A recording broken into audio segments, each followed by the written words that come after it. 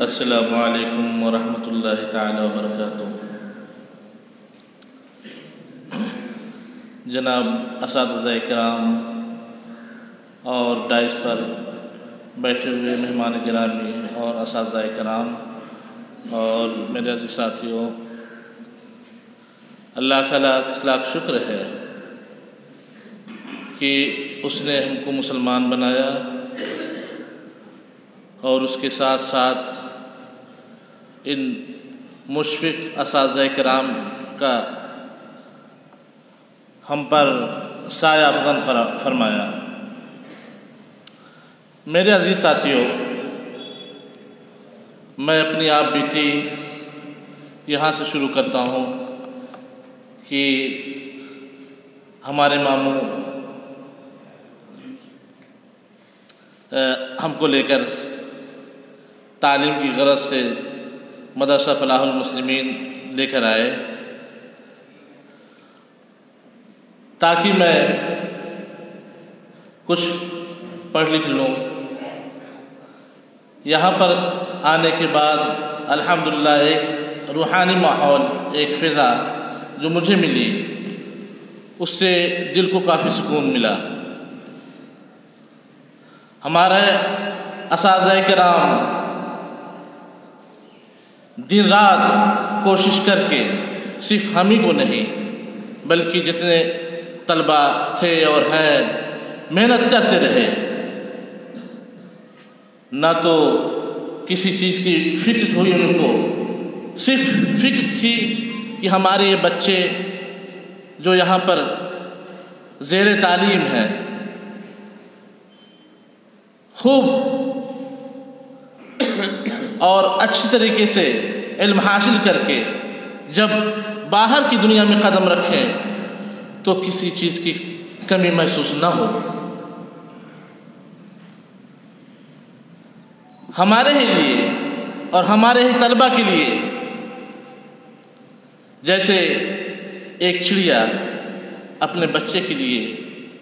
کھانا چن کر مختلف جگہ سے چن چن کر لاتی ہے اور چونچ میں ڈالتی ہے اپنے بچوں کے، ویسے ہی یہ اساتذہ کرام موقع ملتے ہی موقع نکال کر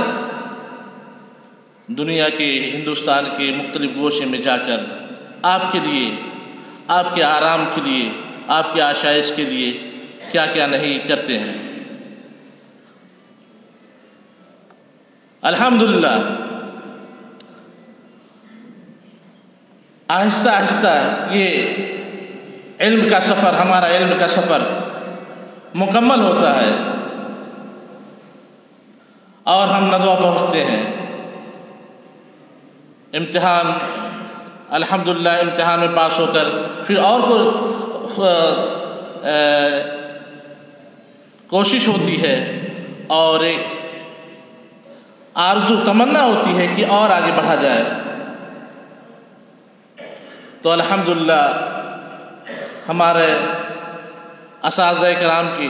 دعاؤں سے یہ قافلہ، یہ علمی سفر آگے بڑھتا ہے اور مصر کے لیے روانہ ہوتا ہے۔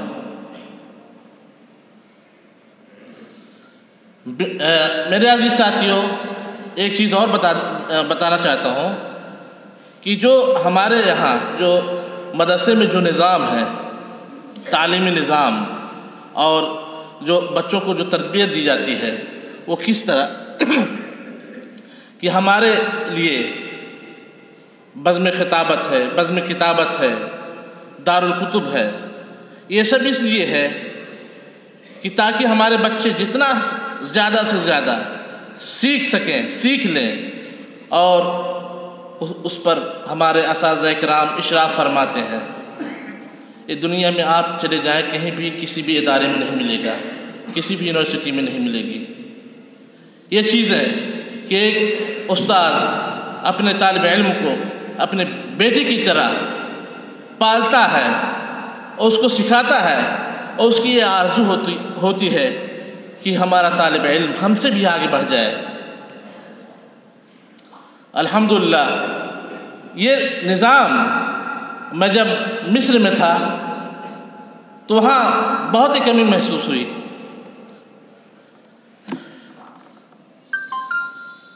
بار بار ہمارے اساتذہ کرام یاد آتے رہے کہ وہ محبت بھری باتیں، وہ مشفقانہ باتیں اب یہاں پر نہیں ہیں. بے شک جو وہاں پر تعلیم ہوتی تھی، جو گھنٹے ہوتے تھے، ایک ایک گھنٹے، دو دو گھنٹے، ڈھائی گھنٹے کے ہوتے تھے، مگر وہ جو تربیت ہم نے یہاں پائی تھی، جو نظام یہاں پایا تھا، وہاں پر نہیں تھا. کہ ایک بچے کو سمجھایا جائے بیٹا آپ تقریر کر رہے تھے یا نادر عربی میں آپ عربی میں یہ بول رہے تھے، یہاں پر ایک غلطی تھی، یا یہاں پر یہ تھا، یہ اس کو جو ہے اس طرح کر لو تو بہت اچھا ہو جائے گا.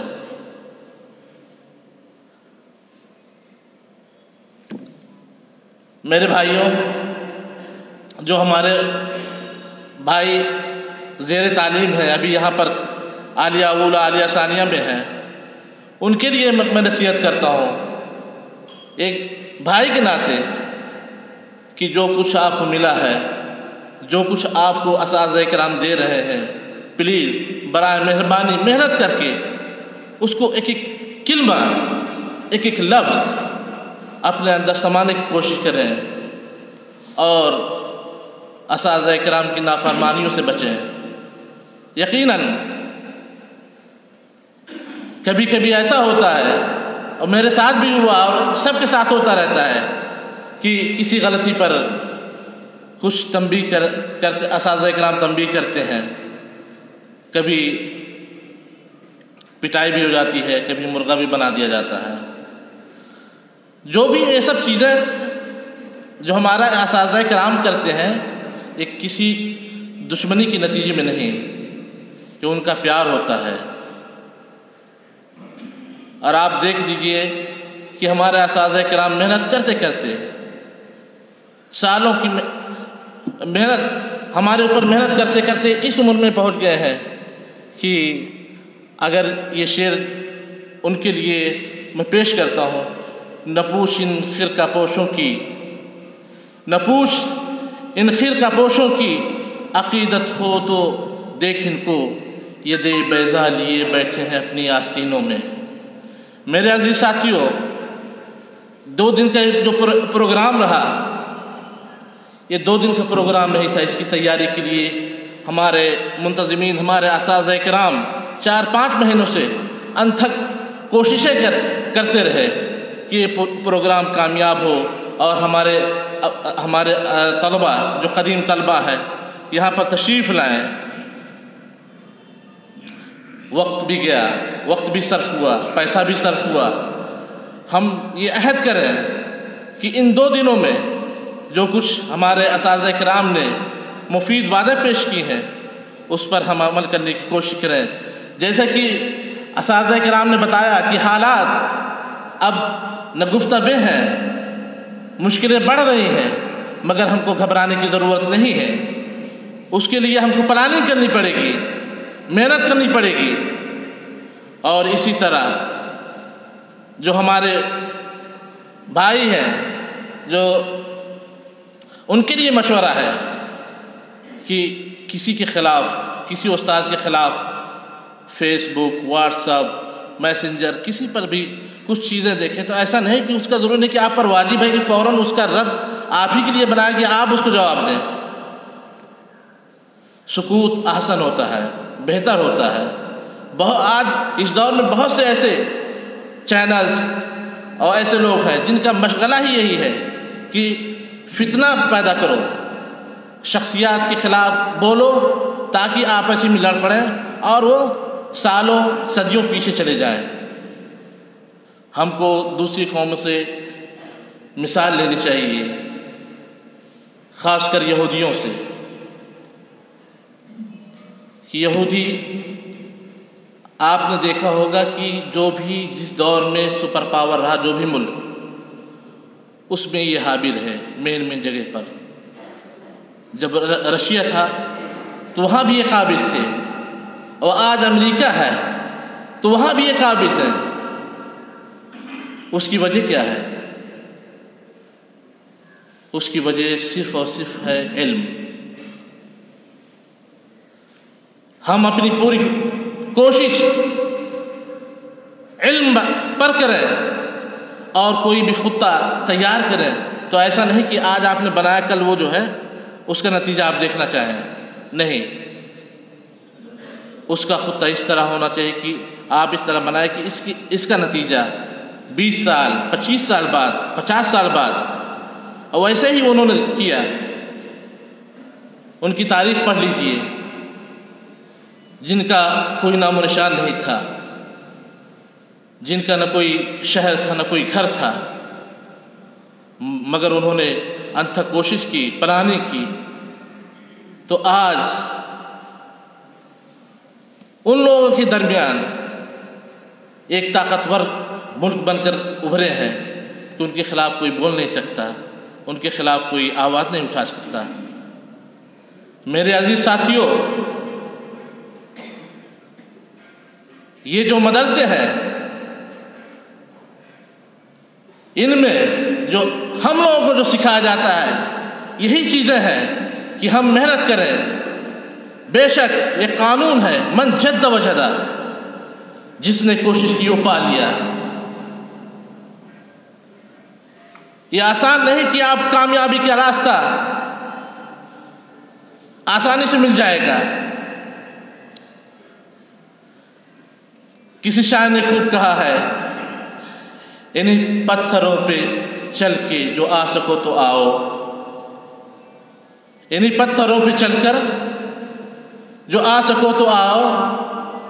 میرے گھر کے راستے میں کوئی کہکشاں نہیں ہے۔ علم ایک ایسی چیز ہے کہ انسان کو زمین سے ثریا پر پہنچا دیتا ہے، اور اسی علم کو اگر انسان چھوڑ دیتا ہے تو اس کے برعکس ہو جاتا ہے۔ میرے عزیز ساتھیوں، ہم کو تو وہ علم ملا ہے اور وہ کتاب ملی ہے جس کے بارے میں ارشاد ہے، اِنَّا نَحْنُ نَزَّلْنَا الذِّكْرَ وَإِنَّا لَهُ لَحَافِظُونَ۔ خدا کی قسم، آپ لوگ ایسی قوم ہیں کہ اگر ٹھان لے کہیں بھی پہنچنے کے لیے تو آپ وہ مقام حاصل کر سکتے ہیں، دنیا کا کوئی بھی مقام ہو۔ آپ تھوڑا غور کیجئے، اندازہ تو لگائیے کہ جو ایک بچہ 5 سال کا 7 سال کا ہوتا ہے، جس کو عربی کے بارے میں کوئی نالج نہیں، کوئی علم نہیں، پوری کتاب، پورا قرآن حفظ کر لیتا ہے۔ قرآن سے بڑھ کر کون سی کتاب ہوگی، کون سا سبجیکٹ ہوگا جس کو اس حفظ کرنے میں اس کو پریشانی آئے گی؟ میرے عزیز ساتھیوں، اپنی فکروں کو بلند کرو،